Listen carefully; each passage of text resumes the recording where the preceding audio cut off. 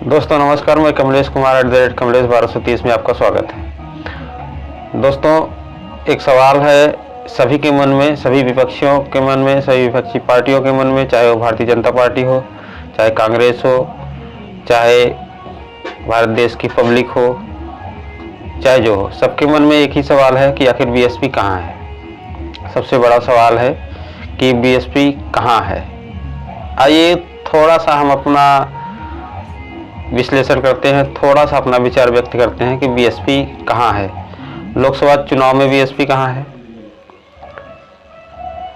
चुनावी चंदे में बीएसपी कहाँ है, और गठबंधन में बीएसपी कहाँ है। खास करके हमारी बात जो है इन तीन मुद्दों पर होगी कि इन तीनों जगहों में आखिर बीएसपी कहाँ है। बहुजन समाज पार्टी का नेतृत्व इतना कमज़ोर भी नहीं है कि मैं उनके बारे में कुछ कह सकूं, लेकिन मुझे ये भी पता है कि बहुजन समाज पार्टी का नेतृत्व करने वाली बहन कुमारी मायावती भी इतनी कमज़ोर नहीं है कि वो अपनी कौम की वफादारी को ही दांव पर लगा दें। मायावती जी उत्तर प्रदेश जैसे बड़े राज्य की 4 बार की मुख्यमंत्री रह चुकी हैं और अपने कुशल प्रशासन की वजह से आज भी चर्चा में बनी रहती हैं। उनकी बात बिना उनके मीडिया में बताए कोई जान नहीं सकता कि उनके अंदर क्या चल रहा है या आने वाले समय में क्या करने वाली है बीएसपी। अभी तक मायावती जी अकेले लड़ते रहने की बात कही है और संभवतः ऐसा लग रहा है कि ऐसा ही होगा, परंतु इसमें होगा क्या, क्या हासिल होगा, सबके मन में यही सवाल है। और यह भी कयास लगाया जा रहा है कि उनके अकेले लड़ने से कहीं भारतीय जनता पार्टी को फायदा तो नहीं होगा। अब जहां तक इंडिया गठबंधन का सवाल है तो गठबंधन की बात आखिर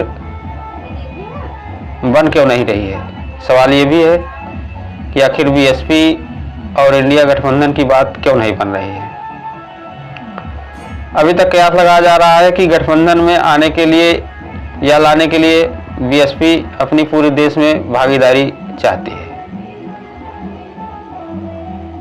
कुछ लोगों ने अपनी अपनी राय व्यक्त की है और हमें लगता है कि हमें उसको गहराई से समझना भी चाहिए कि जिस बीएसपी का वोट बैंक पूरे देश में कुछ न कुछ हर प्रदेश में कहीं न कहीं है, तो क्या बहन जी गठबंधन में आने से पहले ये सवाल खड़ा कर रही हैं कि हमें भागीदारी चाहिए।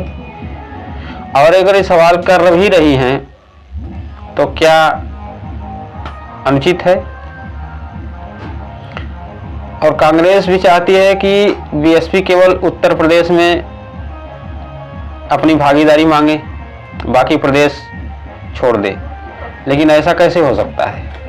ऐसा संभव ही नहीं है, क्योंकि बीएसपी तो हर प्रदेश में अपना चुनाव लड़ती है और जीत न सही लेकिन काफ़ी मात्रा में उनका जो वोट बैलेंस है वो अभी तक बचा हुआ है, बीएसपी के खाते में ही है। शायद यही वो कारण है जो गठबंधन से बसपा को दूर कर रहा है। बीएसपी शायद यही सोच रही है कि पूरे देश में दलितों का वोट लेकर के मनुवादी पार्टियां उनकी भागीदारी सुनिश्चित नहीं कर रही हैं। बसपा प्रमुख हमेशा से भाजपा कांग्रेस पर ये आरोप लगाती रही है। अब देखना होगा, आचार संहिता लग चुकी है, आगे क्या होता है। क्या कोई रणनीति बहन जी बदलती है या अकेले ही वाकई में चुनाव लड़ेगी। क्या बीएसपी अकेले ही मैदान में रहेगी, ये सवाल हम आप पर छोड़ के जाते हैं या वक्त पर छोड़ के चलते हैं। अगर बीएसपी अकेले आती है तो कम से कम सभी अम्बेडकरवादियों को उनका साथ देना चाहिए। ये मैं इसलिए कह रहा हूँ कि अगर वाकई में अम्बेडकरवादी होने का पक्का प्रूफ किसी ने दिया है तो बहन कुमारी मायावती 4 बार मुख्यमंत्री रहते हुए ये साबित किया है कि हाँ, वाकई में आत्मिक रूप से बीएसपी बाबा साहब के मूवमेंट पर खड़ी है। आज भी जो हमारे महापुरुषों के पद चिन्हों पर चली आ रही है, और हमेशा से बहन जी ने धरना सेठों का विरोध भी किया है अपने वक्तव्य में। कभी कभी वो कहते हैं कि भारतीय जनता पार्टी और कांग्रेस दोनों पूंजीपतियों की सरकार है, और यही कारण है कि अभी हाल ही में जो खुलासा हुआ है चुनावी चंदे का, उसमें भारतीय जनता पार्टी, उसमें बहुजन समाज पार्टी कहीं भी नहीं है। एक भी रुपए चंदा धरना सेठों ने बीएसपी को नहीं दिया। कुछ तो मायने रहे होंगे, कि बीएसपी को चंदा आखिर क्यों नहीं मिला, एक भी रुपए। उसका मेन कारण यही है कि बसपा सरकार गरीब जनता के लिए है, गरीबों के लिए है। इसलिए आज भी बहन जी आयरन लेडी के नाम से जानी जाती है, गरीबों की मसीहा के नाम से जानी जाती है। इसका मतलब बीएसपी के से बड़े बड़े पूंजीपति डर रहे हैं कि कहीं बसपा आगे बढ़ी तो हमारा खेल खत्म हो जाएगा, और मनुवादी सोच रखने वाले हर एक व्यक्ति बहन जी के खिलाफ हैं। ये बात अम्बेडकरवादी राजनीति करने वाले नहीं समझ रहे हैं। बाबा साहब के नाम पर वोट लेने वाले सभी एक क्यों नहीं हो रहे हैं? क्या बसपा प्रमुख पर शक है, जो 4 बार उत्तर प्रदेश की मुख्यमंत्री रही है और अब तक की सबसे अच्छी शासक रही हैं?